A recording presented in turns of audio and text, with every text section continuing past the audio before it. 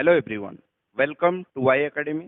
तो आज हम कुछ और क्वेश्चन के साथ आए हैं और क्वेश्चन के थ्रू मैं आपको कॉन्सेप्ट बताने वाला हूं। तो पहले क्वेश्चन पे चलते हैं।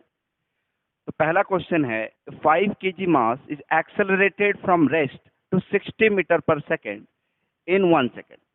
तो यहाँ पे एक्सेलरेटेड फ्रॉम रेस्ट लिखा गया है, तो इसका मतलब इनिशियल वेलोसिटी के बारे में बता रहा है ना। इनिशियल वेलोसिटी क्या बता रहा है ये? 0 metre per second. Initial velocity इसने बता दिया 0 metre per second. Final velocity इसने बता दिया 60 मीटर पर सेकेंड। नाइस। और ये वेलोसिटी में जो चेंज हो रहा है ये 1 सेकेंड में हो रहा है। t is equal to 1 second. You have to find the force. Mass भी दे रखा है। According to Newton second law of motion, force is equal to mass into acceleration. Force is equal to mass. What is acceleration? Acceleration is rate of change of velocity with respect to time. Change in velocity, that is final velocity minus initial velocity divided by time. ये होता है acceleration. सारे चीज हमें पता है। मास पता है, मास कितना है 5 kg। Force is equal to 5 kg. V is 60 metre per second minus u is 0 divided by time 1 second. तो ये हो जाएगा F is equal to 5 multiplied by 60 newton, है ना। तो ये हो जाएगा आपका 300 न्यूटन। 300 न्यूटन। लेकिन यहाँ पे जो ऑप्शन है वो ये है 5 multiplied by 60 Newton. Okay, second question पे चलते हैं।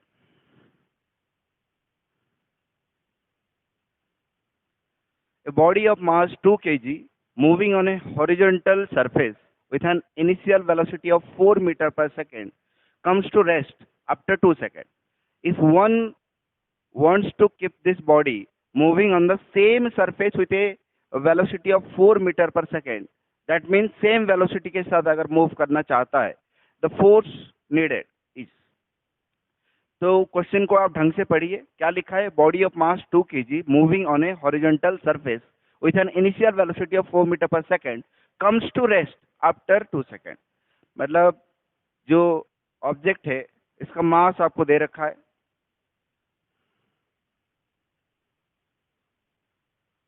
मास कितना दे रखा है? 2 kg। ओके,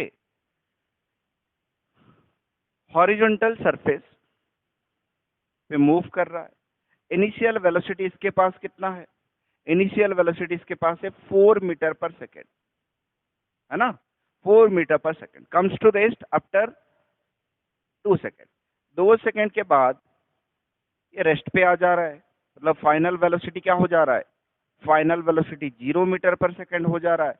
इसका मतलब जो फोर्स लग रहा है वो मोशन के अपोजिट डायरेक्शन में लग रहा है। जो फोर्स लग रहा है मोशन के अपोजिट डायरेक्शन में लग रहा है। रिटार्डिंग फोर्स बोल सकते हैं, क्योंकि ये क्या कर रहा है? रिटार्डेशन कर रहा है। क्या कर रहा है ये? रिटार्डेशन कर रहा है। रिटार्डेशन हो रहा है, वेलोसिटी ग्रेजुअली डिक्रीज हो रहा है और अल्टीमेटली ये रेस्ट पे आ रहा है। तो क्वेश्चन में क्या पूछा गया है? ये पूछा गया है कि अगर इसी सरफेस पे इसी वेलोसिटी के साथ ये ऑब्जेक्ट को मूव करना चाहूं तो कितना फोर्स हमें लगाना पड़ेगा। तो पहले देखना पड़ेगा कि रिटार्डिंग फोर्स कितना है। जो रिटार्डिंग फोर्स है ना, ये हो सकता है फ्रिक्शनल फोर्स हो। तो ये रिटार्डिंग फोर्स कितना है ना, फ्रिक्शनल फोर्स कितना है, ये जितना लग रहा है पीछे की तरफ हमें उतना फोर्स आगे की तरफ लगा देना पड़ेगा, है ना। तभी हमारा जो बॉडी है वो सेम वेलोसिटी के साथ आगे चलता रहेगा। तो हमें बेसिकली निकालना क्या है? ये रिटार्डिंग फोर्स निकालना है। ठीक, तो यहाँ पे आपको इनिशियल वेलोसिटी पता चल रहा है, that is 4 metre per second. Final velocity भी पता चल रहा है, that is 0 metre per second. ठीक, यहाँ पे टाइम आपको पता चल रहा है, टाइम इज 2 सेकेंड। ठीक, तो यहाँ पे मास भी आपको पता है, मास इज 2 kg। अगर यहाँ पे फोर्स का इक्वेशन हम लिखेंगे, that is mass into acceleration. Mass acceleration जो है it is rate of change of velocity with respect to time, that is change in velocity upon time. तो यहाँ पे अगर मैं इक्वेशन सॉल्व करूंगा, force is equal to mass is 2 kg, v minus u, 0 minus u कितना है, u है आपका 4 metre per second divided by, ये वेलोसिटी में चेंज कितने समय में आया, 2 सेकेंड में आया। तो यहाँ पे जो फोर्स हो गया that is 4 minus 4 Newton, force हो गया माइनस 4 न्यूटन। अच्छा, ये माइनस क्या इंडिकेट कर रहा है, ये माइनस इंडिकेट कर रहा है जो फोर्स लग रहा है वो वेलोसिटी के अपोजिट डायरेक्शन में लग रहा है, तो इसको हम क्या बोल सकते हैं, रिटार्डिंग फोर्स बोल सकते हैं। रिटार्डिंग फोर्स, रिटार्डिंग फोर्स कितना लग रहा है, माइनस 4, सॉरी रिटार्डिंग फोर्स कितना लग रहा है, माइनस 4 न्यूटन। तो अगर इसको इसी वेलोसिटी के साथ आप मूव करना चाहते हो तो आपको कितना एडिशनल फोर्स लगाना पड़ेगा, प्लस 4 न्यूटन, है ना। तो ये आपको अप्लाई करना पड़ेगा, this will be applied force, simple है, this will be applied force. पहले क्वेश्चन जैसा ये क्वेश्चन भी है, बस आपको थोड़ा सा क्वेश्चन का लैंग्वेज समझनी है, ठीक। चलते हैं नेक्स्ट क्वेश्चन पे।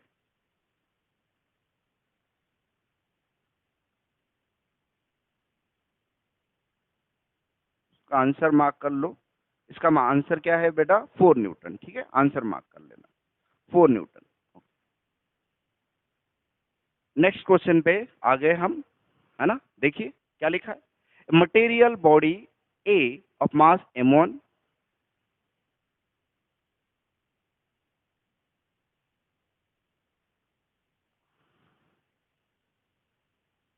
इसका मास है m1, इस बॉडी का नाम है ए, बॉडी का नाम ए है ना, और मास है m1, exerts a force on another material body B of mass m2. If the acceleration of body be a2, the magnitude of the acceleration of a. अच्छा, एक मिनट देखिए, यहाँ पे कोलिजन का केस बन रहा है, ठीक है, कोलिजन का केस बन रहा है। देखिए क्या लिखा है, material body of mass m1,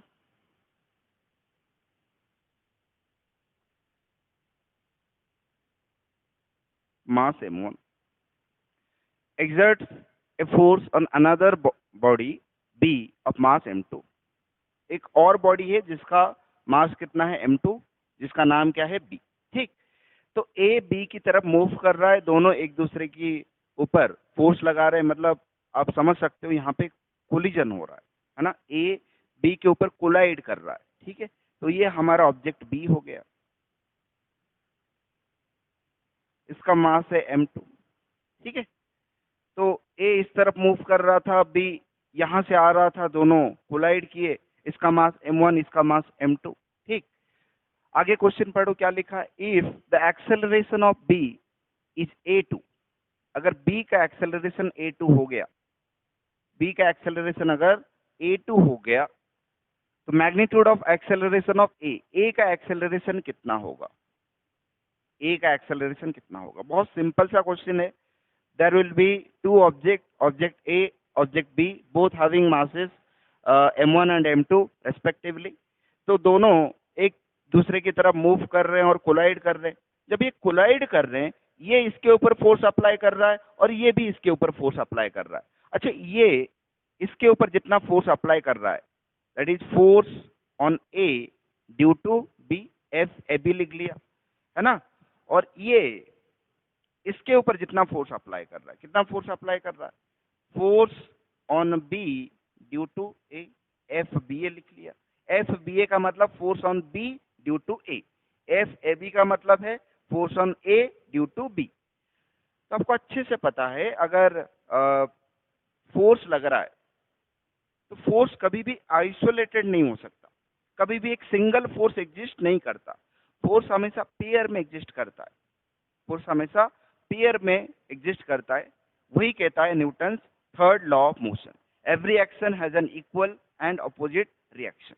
अगर ए बी के ऊपर फोर्स अप्लाई किया है, कितना अप्लाई किया है, force on B due to A, F B A force apply किया है, तो बदले में बी भी ए के ऊपर फोर्स अप्लाई करेगा, अपोजिट डायरेक्शन में अप्लाई करेगा और इक्वल मैग्नीट्यूड का फोर्स अप्लाई करेगा। अगर मैं न्यूमेरिकली बताऊं, अगर ए बी के ऊपर 5 न्यूटन का फोर्स लगाया है तो बदले में बी भी ए के ऊपर 5 न्यूटन का फोर्स लगाएगा। इक्वल मैग्नीट्यूड का फोर्स है और ऑपोजिट डायरेक्शन में लग रहा है ना।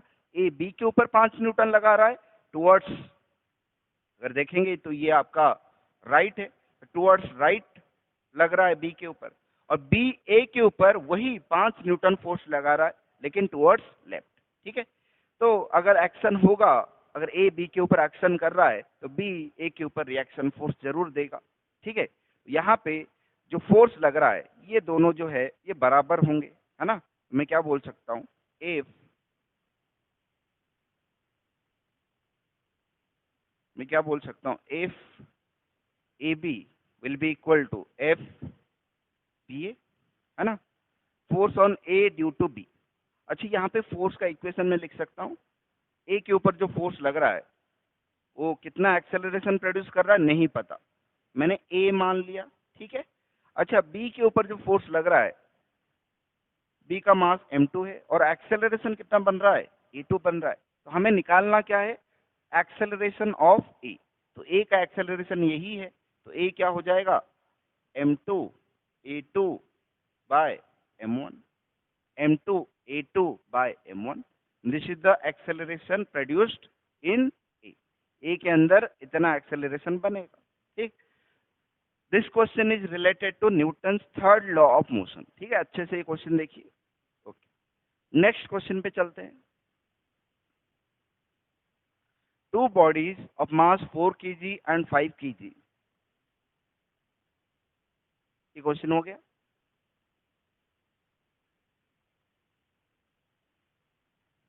हाँ, two bodies of mass 4 kg and 5 kg are acted upon by the same force, acted upon by the same force।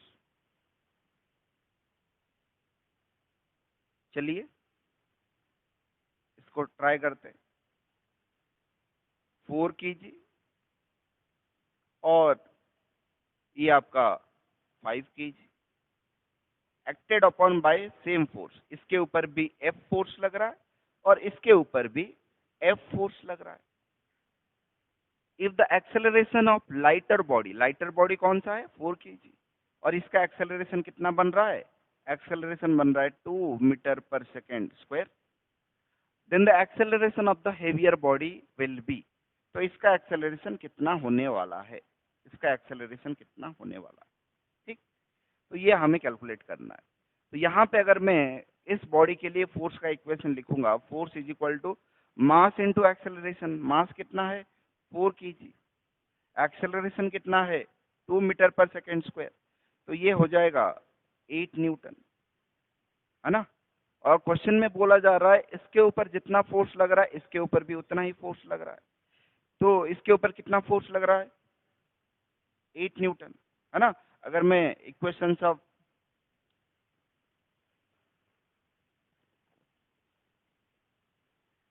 यहाँ पे अगर मैं Newton second law of motion के अकॉर्डिंग जाऊं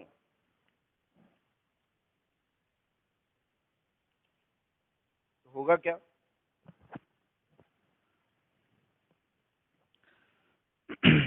यहाँ पे फोर्स कितना लग रहा है आपको पता चल गया, सेम फोर्स लग रहा है तो 8 न्यूटन।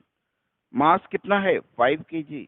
ठीक, आपको एक्सेलरेशन निकालना है तो यहाँ से आप एक्सेलरेशन निकाल सकते हो।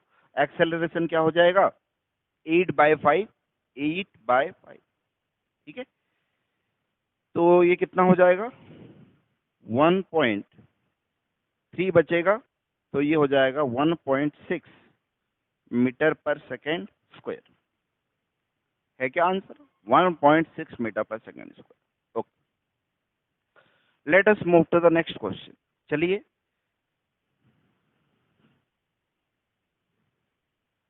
action and reaction for a given system act on two different objects, have opposite directions, have equal magnitudes, have zero resultant।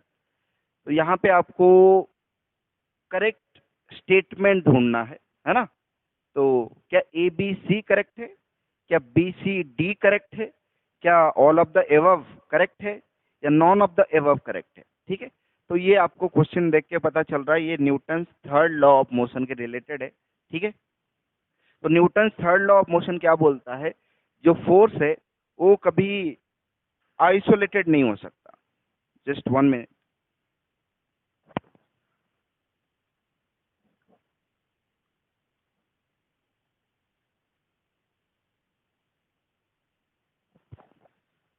Newton third law of motion क्या बोलता है, isolated force does not exist. Isolated force जो है कभी exist नहीं करता। Force हमेशा pair में एग्जिस्ट करता है। अगर एक ऑब्जेक्ट दूसरे ऑब्जेक्ट के ऊपर फोर्स लगा रहा है तो दूसरा वाला ऑब्जेक्ट पहले वाले ऑब्जेक्ट के ऊपर उतना ही फोर्स लगाएगा जितना फोर्स उसके ऊपर लगा था, लेकिन ऑपोजिट डायरेक्शन में लगाएगा। मतलब अगर कोई ऑब्जेक्ट दूसरे ऑब्जेक्ट के ऊपर एक्शन करता है, फोर्स लगाता है, उसको हम एक्शन फोर्स बोलेंगे। तो बदले में दूसरा वाला ऑब्जेक्ट पहले वाले ऑब्जेक्ट के ऊपर उतना ही फोर्स ऑपोजिट डायरेक्शन में लगाएगा, जिसको हम रिएक्शन फोर्स बोलते हैं। तो देखो यहाँ पे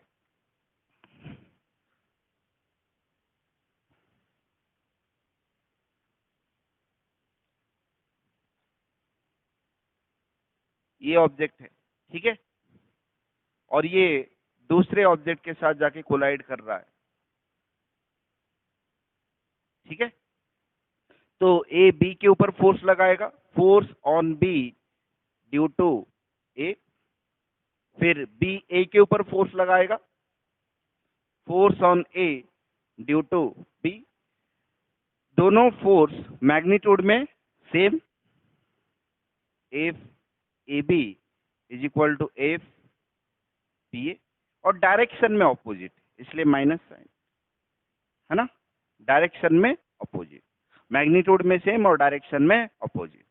और आपको दिख रहा है अगर ए बी के ऊपर जो फोर्स लगा रहा है उसको अगर हम एक्शन फोर्स बोलते हैं, एक्शन फोर्स, तो बी ए के ऊपर जो फोर्स लगा रहा है उसको हम क्या बोलेंगे, रिएक्शन फोर्स। तो आपको यहाँ पे साफ साफ दिख रहा है कि जो एक्शन और रिएक्शन फोर्स दोनों अलग अलग ऑब्जेक्ट के ऊपर लगता है। ए अगर बी के ऊपर एक्शन कर रहा है, अगर एक्शन फोर्स बी के ऊपर लग रहा है तो रिएक्शन फोर्स किसके ऊपर लग रहा है, बी के ऊपर नहीं लग रहा है, ए के ऊपर लग रहा है। तो एक्शन एंड रिएक्शन फोर्स हालांकि मैग्नीट्यूड में सेम और डायरेक्शन में अपोजिट है, लेकिन इनका रिजल्टेंट कभी जीरो नहीं हो सकता।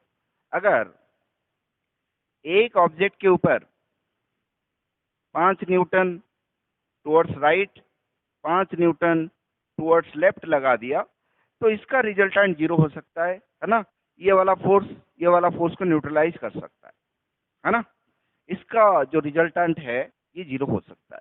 Equal force in opposite direction on a single object के ऊपर लग रहा है तो यहाँ पे नेट फोर्स जीरो हो सकता है, रिजल्टेंट फोर्स जीरो हो सकता है। लेकिन यहाँ पे क्या हो रहा है, इक्वल फोर्स अपोजिट डायरेक्शन में लग तो रहा है लेकिन अलग अलग ऑब्जेक्ट के ऊपर लग रहा है। एक्शन इसके ऊपर, रिएक्शन इसके ऊपर, तो इनका रिजल्टेंट कभी जीरो नहीं हो सकता। तो आप देखो अभी act under to different object, सही बात है। हैव अपोजिट डायरेक्शन, सही बात है। हैव इक्वल मैग्नीट्यूड, सही बात है। हैव जीरो रिजल्टेंट, क्या ये सही बात है? क्या इनका रिजल्टेंट कभी जीरो होगा? क्या इनका नेट रिजल्टेंट कभी जीरो होगा? नहीं, ये गलत बात है। तो यहाँ पे आप कौन सा आंसर चूज करोगे, A B C, these are correct statement. तो यहाँ पे ऑप्शन 1। आई होप आपको क्लियर हुआ होगा Newton's third law of motion क्या है। ठीक, चलते हैं नेक्स्ट क्वेश्चन पे। नेक्स्ट क्वेश्चन देखिए, an object with a mass 10 kg moves at a constant velocity of 10 meter per second. Okay, a constant force then acts for 4 seconds on the object, giving it a speed of 2 meter per second in opposite direction. The acceleration produced is, देखो क्या लिखा है, an object of mass 10 kg moves at a constant velocity of 10 metre per second. चलिए, तो एक object है जिसका मास आपको दिख रहा है,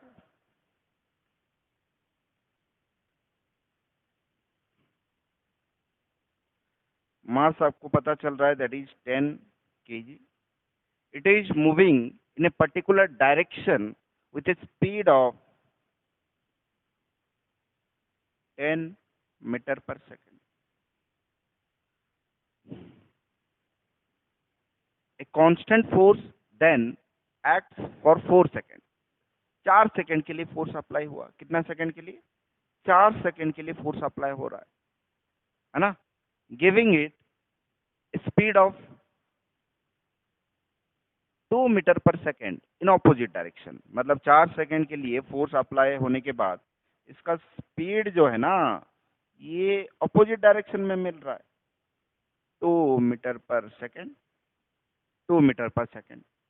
ठीक है, तो आपको साफ साफ समझ आ रहा होगा यहाँ पे जो फोर्स है ये मोशन के डायरेक्शन में तो बिल्कुल ही नहीं लग रहा है ना। मोशन के डायरेक्शन में लगता तो इसका जो स्पीड है ये ग्रेजुअली इंक्रीज करता। यहाँ पे हो क्या रहा है, यहाँ पे स्पीड ग्रेजुअली डिक्रीज कर रहा है, फिर जीरो पे आ रहा है, कहीं ना कहीं यहाँ पे जीरो पे आया होगा, है ना। फिर फोर्स उसका स्पीड का डायरेक्शन हुई, स्पीड का या वेलोसिटी का जो डायरेक्शन है उसको बिल्कुल रिवर्स कर दे रहा है। मतलब जो फोर्स लग रहा है वो कहीं ना कहीं रिटार्डिंग फोर्स लग रहा है ना। ये कहीं ना कहीं रिटार्डिंग फोर्स लग रहा है, मतलब जो स्पीड को ग्रेजुअली डिक्रीज कर रहा है, जीरो पे ला रहा है, फिर ये स्पीड का जो डायरेक्शन है, मतलब वेलोसिटी का जो डायरेक्शन है उसको ये रिवर्स कर दे रहा है। ठीक है, कहीं ना कहीं फोर्स ऐसा लग रहा है। तो आपको ढूंढना क्या है यहाँ पे? Acceleration produced. ठीक है, आपको एक्सेलरेशन ढूंढना है, तो फोर्स के बारे में हमें कोई चर्चा नहीं करना चाहिए। तो एक्सेलरेशन क्या है? v minus you upon T. तो यहाँ पे u मुझे बताओ, u कितना हो जाएगा? 10 मीटर पर सेकेंड। e के जो u है,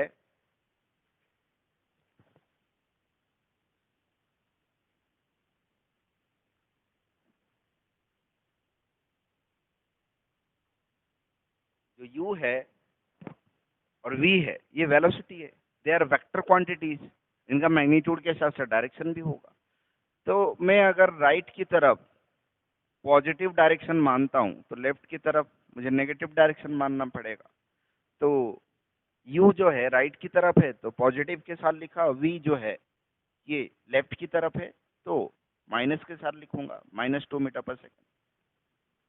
okay, -2 metre per second.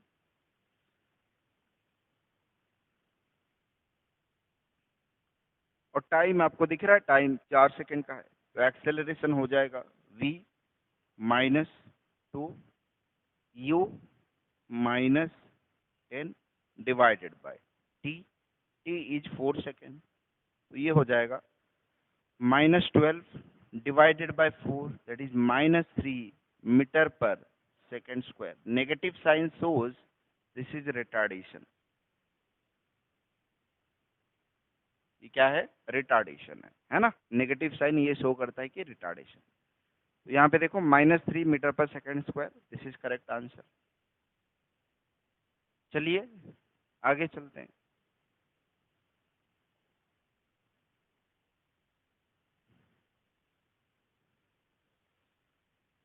The velocity needed, the velocity acquired by a mass of m in traveling a certain distance d starting from rest under the action of constant force is directly proportional to the velocity acquired by a mass m in traveling a certain distance d। Distance कितना travel कर रहा है? d। Starting from rest की बात कर रहा है, तो सीधा सीधा हम initial velocity 0 metre per second लिखेंगे। ट्रैवलिंग डिस्टेंस d, एस के बारे में बात कर रहा है, डिस्प्लेसमेंट या डिस्टेंस दोनों बराबर होंगे क्योंकि ये स्ट्रेट पाथ में ट्रैवल कर रहा है। Under the action of constant force, है ना, फोर्स यहाँ पे कांस्टेंट। अगर फोर्स कांस्टेंट है तो एक्सेलरेशन क्या होगा बेटा? यूनिफॉर्म। और यूनिफॉर्म एक्सेलरेशन के लिए हम क्या लगा सकते हैं? इक्वेशंस ऑफ मोशन लगा सकते हैं। तो जो वेलोसिटी है वो मास के साथ कैसे वैरी करेगा, है ना। वेलोसिटी मास को डायरेक्टली प्रोपोर्शनल होगा या इनवर्सली प्रोपोर्शनल होगा, ये देखना है। डायरेक्टली प्रोपोर्शनल टू, ठीक है, तो ये आपको देखना है। ठीक, यहाँ पे मुझे आप ये बता सकते हो मास कितना दे रखा है? m दे रखा है ना। According to Newton second law of motion, force is equal to mass into acceleration. तो यहाँ पे एक्सेलरेशन आप निकाल सकते हो, that is force divided by mass. This is acceleration, है ना। फोर्स कांस्टेंट है तो एक्सेलरेशन कहीं ना कहीं कांस्टेंट होगा। अगर एक्सेलरेशन कांस्टेंट है तो हम इक्वेशन ऑफ मोशन लगा सकते हैं, v square minus u square is equal to 2as। तो यहाँ पे आप देख सकते हो जो u है वो 0 है, तो ये हो जाएगा आपका v square minus u square, 0 का square 0, it is equal to 2a। a कितना हमने निकाला, फोर्स बाय मास। s कितना कवर कर रहा है, d। ठीक। तो यहाँ पे v कैसे वैरी कर रहा है ये आपको बताना था। तो v क्या हो जाएगा, under root 2fd divided by m, 2fd divided by m। 2 तो कांस्टेंट है, f constant force, d distance है, कितना डिस्टेंस कवर कर रहा है d, ये भी कांस्टेंट है। तो ये पूरा कांस्टेंट है ना। तो यहाँ पे अगर हम देखेंगे जो v है it is directly proportional to square root of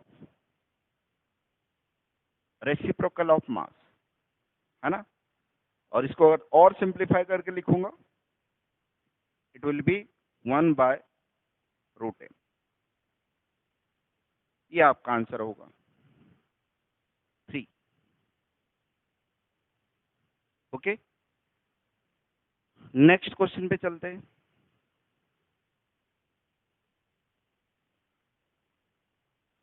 the ship of mass 3 into 10 to the power 7 kg initially at rest is pulled by a force of 5 into 10 to the power 4 Newton through a distance of 3 meter, neglecting friction 3 meter.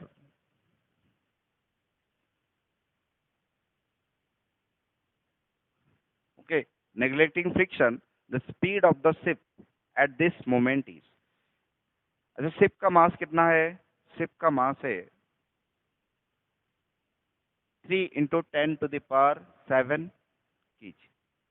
Initially at rest मतलब initial velocity 0 है, pulled bye a force 5 into 10 to the power 4 Newton. Force आपको पता चल रहा है 5 into 10 to the power 4 Newton. ठीक है, force दे रखा है, मास दे रखा है, कहीं ना कहीं आप एक्सेलरेशन निकाल सकते हो। ठीक, फोर्स कांस्टेंट, मास कांस्टेंट, तो एक्सेलरेशन कहीं ना कहीं यूनिफॉर्म आएगा। और यूनिफॉर्म एक्सेलरेशन के लिए हम इक्वेशंस ऑफ मोशन लगा सकते हैं।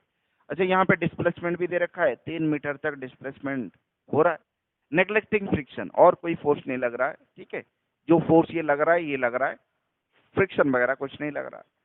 तो आपको स्पीड निकालना है, speed of the ship at this moment, है ना। स्पीड आपको निकालना पड़ेगा, मतलब फाइनल वेलोसिटी कहीं ना कहीं आपको पूछा जा रहा है।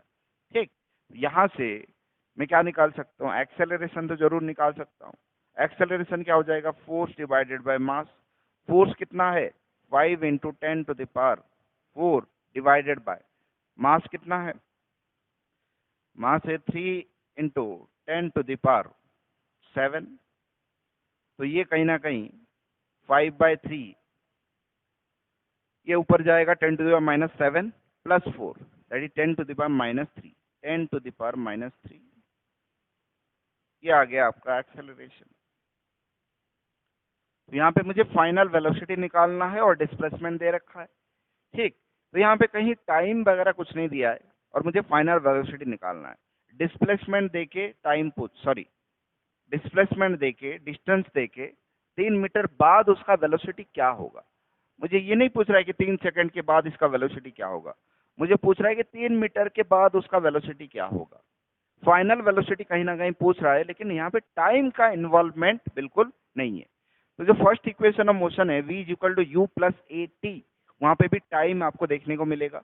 Second equation of motion s = ut + ½ at², वहां पे भी आपको टाइम देखने को मिलेगा।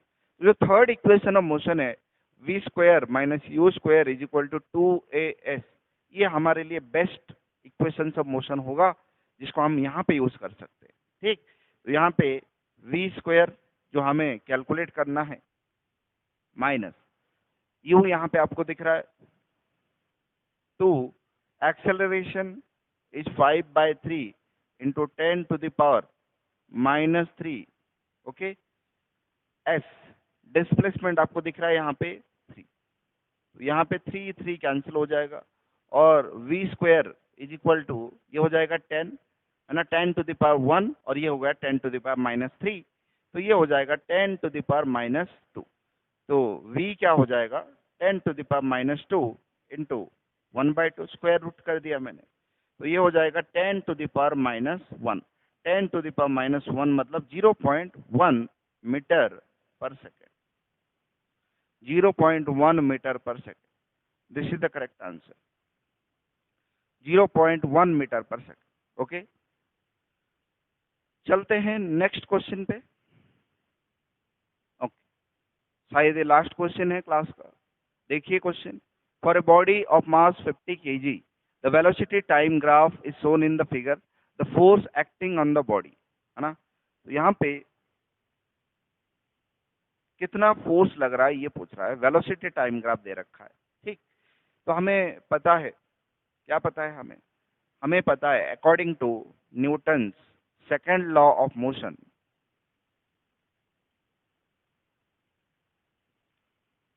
Force is equal to mass into acceleration, force is equal to mass, mass आपको पता है 50 kg। कहीं ना कहीं हमें वेलोसिटी टाइम ग्राफ से एक्सेलरेशन निकालने के लिए बोल रहा है। ठीक है, निकाल देते हैं एक्सेलरेशन। तो यहाँ पे एक्सेलरेशन क्या होगा,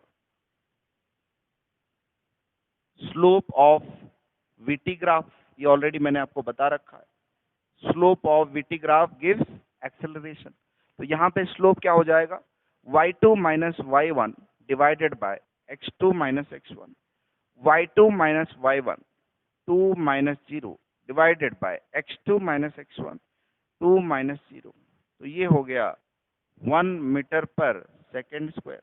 this is the acceleration, this is the acceleration. Okay, तो अगर एक्सेलरेशन मिल गया तो आप फोर्स निकाल सकते हो। फोर्स कितना हो गया ma, m कितना है 50 kg और एक्सेलरेशन है आपका 1 metre per second square, this will B 50 Newton. 50 Newton is the answer. यहाँ पे हम रुकते हैं, नेक्स्ट क्लास में कुछ नया कॉन्सेप्ट के साथ मिलेंगे। Thank you.